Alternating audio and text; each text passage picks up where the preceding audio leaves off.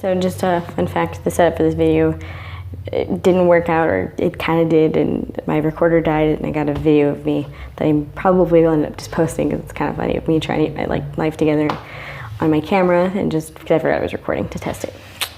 So having said that, that's the kind of day I've had. It's one of those days where it's like, I don't know, I kept my hat on, and which means I'm just not dealing with today very well, or it's just not going well. Just not dealing with it. I will experience it. I'll be grateful that it happened, but I'm up to here, and the day just never really. It's just one of those days, and I think that having the ability to say it's just one of those days, and that being kind of a phrase that people know, is a good segue, and kind of is part of my point, which is having a good day. I think people tend to want to fix it, or they say you need to not see it this way. But it's perfectly natural and perfectly normal. And I think that if for an instance, you recognize that it's real, it's not to say you should feed into it either positively or negatively. Like I'm not going to say, oh yeah, I'm having a horrible day, so I'm going to dedicate myself to having a horrible day. Nor am I going to say, oh, I need to fix this. I think that the most human and the most real and the most, the most sound argument as to how to go about that is to accept it as a moment. Okay, I'm having this type of day, and then that's it. And I mean pause in the sense that, well, okay, that's real. I accept it, and the decisions you make from that, or the things that you do, will obviously be kind of painted in that color scheme, so to speak. But that wouldn't necessarily mean that there would be justification for actions. Each action, I think, should always rather be with respect to, first and foremost, the principle of non-maleficence. So is it non-harming?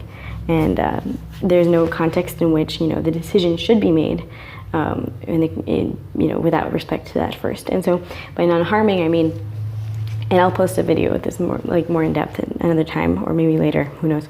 Or first do no harm, rather. Or ahimsa in yoga is the non-violence. So it's the concept of not causing a harm. And what that means is that sometimes it's a non-action. Sometimes it means, preventative measures need to be taken. Sometimes it means an action. However, it's different than beneficence, and beneficence is acting so as to benefit. So if you're going to do something for someone, if you're like, oh, I'm going to help this person out by, saying X or Y, or by moving this thing, let's say you're moving a shopping cart for someone, that's a bad example. But, you're doing something because you believe that is what will be best for them in that situation.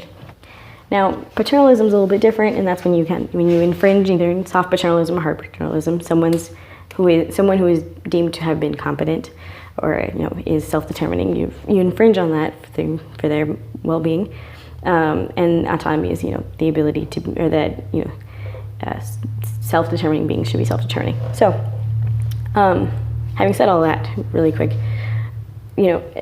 acting. So if you're having a bad day, all actions should be taken in such a way that is only at least, or at first, and this is another discussion, dealing with non-harming. And so I think that the common misconception is, oh, this person is doing X and I see this, therefore, I'm going to talk to them, or I'm going to do this, I'm going to intervene. But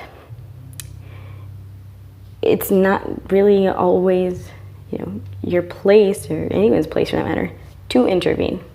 Even if you believe that it is in their best interest, and and you swear that is, you knew that, or this, or you have X amount of body of evidence, truthfully, well, first, you would have to present that evidence.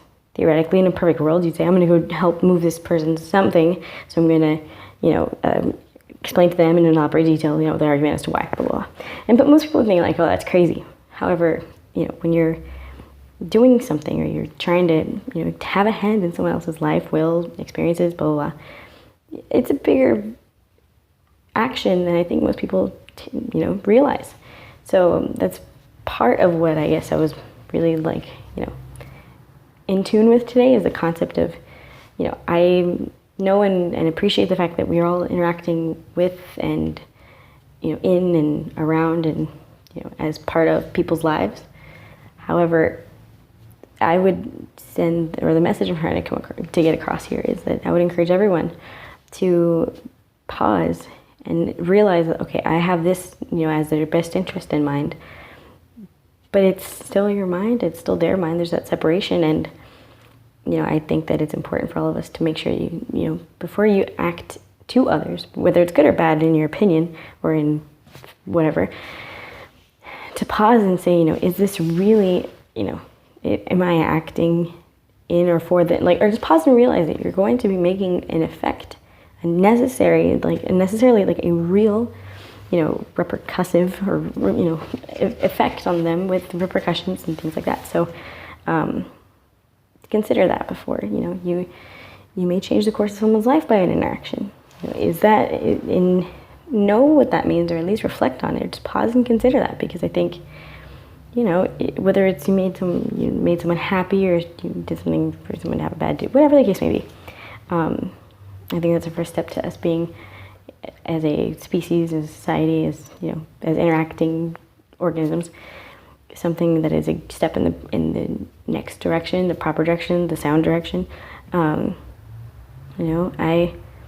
just think that, it's really, I believe that some people just say things to people, or don't look at people, or, actions or non-actions are taken all the time in today's world, especially, or at least it's something communicable and, more noticed, or at least by me, in today's world, that these things happen. And I think that it's important for us in such a busy world, in such a world that is full of knowledge, that is full of these, the species of animal, there's several animals that have the ability to understand and recognize, theory of mind, that there's another, human or conscious organism rather.